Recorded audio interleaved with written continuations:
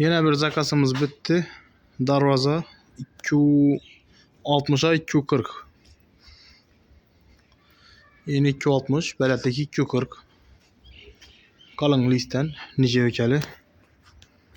Listleri 1.2'lik, profilleri 1.8'lik. Şiirler. Arkası alikapon. Testler şiirlerine.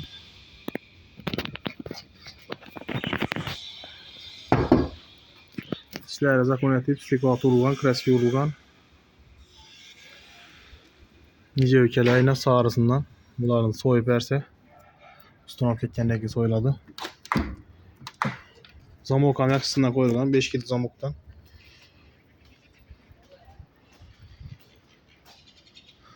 Mokre sivetini. Çotki çıktı. Bu da halasa. Arka şıpan geretlerim mekanizmli. Üstler koronalarından yapıştırılgan nece ülke.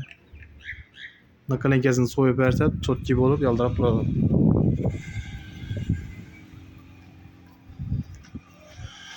Dugalar amba. Yine bir iki kapımız var. Bu başka bir ürün zakası. 85'e 1.90. Bu 0.8'lik listem boğan. Bam yupka emas, normali o'rtacha listem boğan.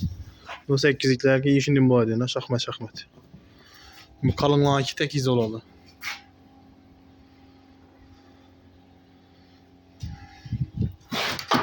Bunun arkası laminat. Şikalant sivet. Arkası laminat. Bunun içlerinde zakonatif kreski vurup stikvatı koyulgan.